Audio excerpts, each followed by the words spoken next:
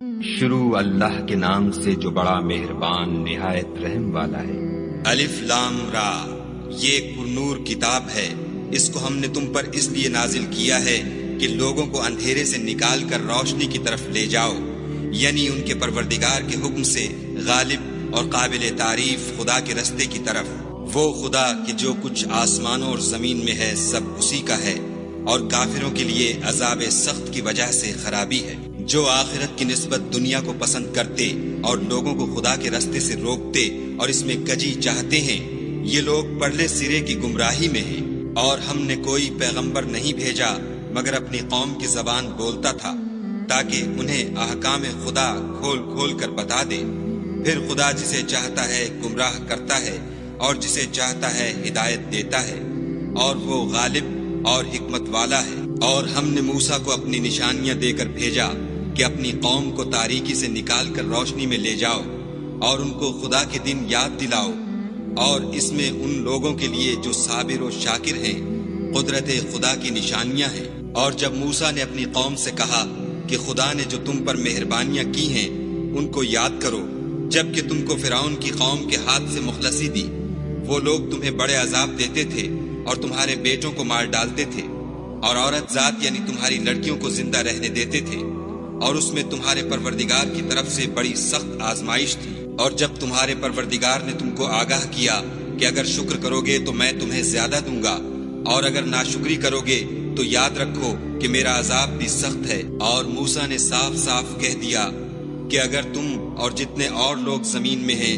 سب کے سب ناشکری کرو تو خدا بھی بے نیاز اور قابل تعریف ہے۔ بھلا تم کو ان لوگوں کے حالات کی خبر نہیں پہنچی جو تم سے پہلے تھے، یعنی نوح اور عاد اور سمود کی قوم، اور جو ان کے بعد تھے، جن کا علم خدا کے سوا کسی کو نہیں۔ جب ان کے پاس پیغمبر نشانیاں لے کر آئے تو انہوں نے اپنے ہاتھ ان کے منہوں پر رکھ دیے کہ خاموش رہو، اور کہنے لگے کہ ہم تو تمہاری رسالت کو تسلیم نہیں کرتے، اور جس چیز کی طرف تم ہمیں بلاتے ہو ہم اس سے قوی شک میں ہیں۔ ان کے پیغمبروں نے کہا، کیا تم کو خدا کے بارے میں شک ہے جو آسمانوں اور زمین کا پیدا کرنے والا ہے؟ وہ تمہیں اس لیے بلاتا ہے کہ تمہارے گناہ بخشے اور فائدہ پہنچانے کے لیے ایک مدت مقرر تک تم کو مہلت دے۔ وہ بولے کہ تم تو ہمارے ہی جیسے آدمی ہو، تمہارا یہ منشا ہے کہ جن چیزوں کو ہمارے بڑے پوجتے رہے ہیں ان کے پوجنے سے ہم کو بند کر دو، تو اچھا کوئی کھلی دلیل لاؤ، یعنی معجزہ دکھاؤ۔ پیغمبروں نے ان سے کہا کہ ہاں ہم تمہارے ہی جیسے آدمی ہیں، لیکن خدا اپنے بندوں میں سے جس پر چاہتا ہے نبوت کا احسان کرتا ہے، اور ہمارے اختیار کی بات نہیں کہ ہم خدا کے حکم کے بغیر تم کو تمہاری فرمائش کے مطابق معجزہ دکھائیں، اور خدا ہی پر مومنوں کو بھروسہ رکھنا چاہیے۔ اور ہم کیوں کر خدا پر بھروسہ نہ رکھیں، حالانکہ اس نے ہم کو ہمارے دین کے سیدھے رستے بتائے ہیں، اور جو تکلیفیں تم ہم کو دیتے ہو اس پر صبر کریں گے، اور اہل توکل کو خدا ہی پر بھروسہ رکھنا چاہیے۔ اور جو کافر تھے انہوں نے اپنے پیغمبروں سے کہا کہ یا تو ہم تم کو اپنے ملک سے باہر نکال دیں گے یا ہمارے مذہب میں داخل ہو جاؤ، تو پروردگار نے ان کی طرف وحی بھیجی کہ ہم ظالموں کو ہلاک کر دیں گے اور ان کے بعد تم کو اس زمین میں آباد کر دیں گے۔ یہ اس شخص کے لیے ہے جو قیامت کے روز میرے سامنے کھڑے ہونے سے ڈرے اور میرے عذاب سے خوف کرے۔ اور پیغمبروں نے خدا سے اپنی فتح چاہی تو ہر سرکش ضدی نامراد رہ گیا۔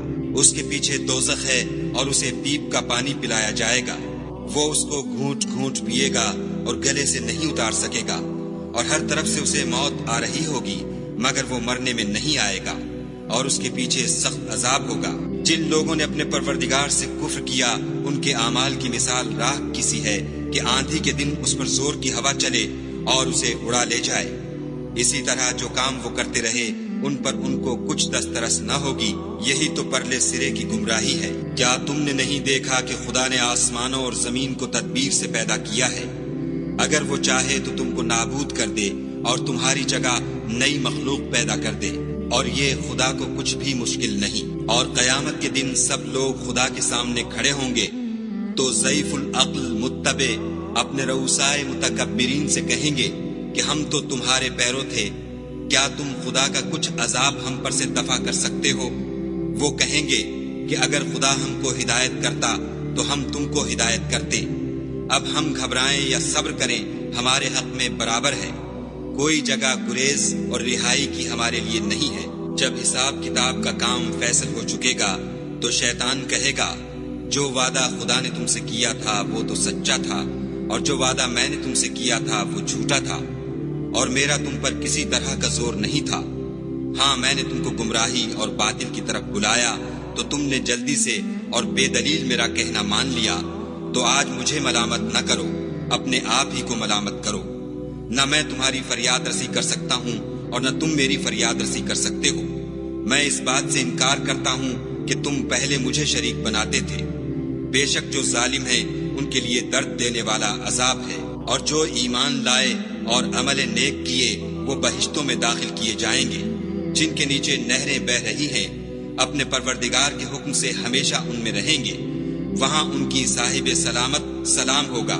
کیا تم نے نہیں دیکھا کہ خدا نے پاک بات کی کیسی مثال بیان فرمائی ہے؟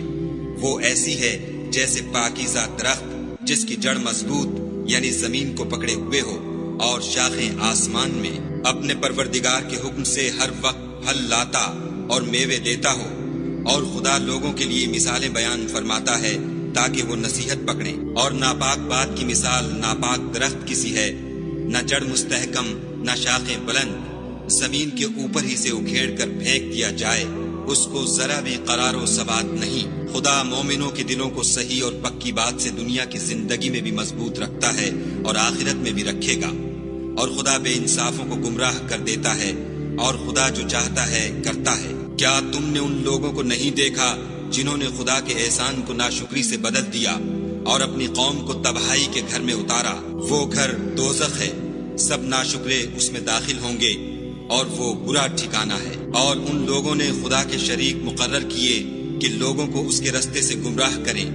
کہہ دو کہ چند روز فائدے اٹھا لو، آخر کار تم کو دوزخ کی طرف لوٹ کر جانا ہے۔ اے پیغمبر صلی اللہ علیہ وآلہ وسلم، میرے مومن بندوں سے کہہ دو کہ نماز پڑھا کریں، اور اس دن کے آنے سے پیشتر جس میں نہ اعمال کا سودا ہوگا اور نہ دوستی کام آئے گی، ہمارے دیے ہوئے مال میں سے در پردہ اور ظاہر خرچ کرتے رہیں۔ خدا ہی تو ہے جس نے آسمانوں اور زمین کو پیدا کیا اور آسمان سے مے برسایا، پھر اس سے تمہارے کھانے کے لیے پھل پیدا کیے، اور کشتیوں اور جہازوں کو تمہارے زیر فرمان کیا تاکہ دریا اور سمندر میں اس کے حکم سے چلیں، اور نہروں کو بھی تمہارے زیر فرمان کیا، اور سورج اور چاند کو تمہارے لیے کام میں لگا دیا کہ دونوں دن رات ایک دستور پر چل رہے ہیں، اور رات اور دن کو بھی تمہاری خاطر کام میں لگا دیا، اور جو کچھ تم نے مانگا سب میں سے تم کو عنایت کیا، اور اگر خدا کے احسان گننے لگو تو شمار نہ کر سکو، مگر لوگ نعمتوں کا شکر نہیں کرتے۔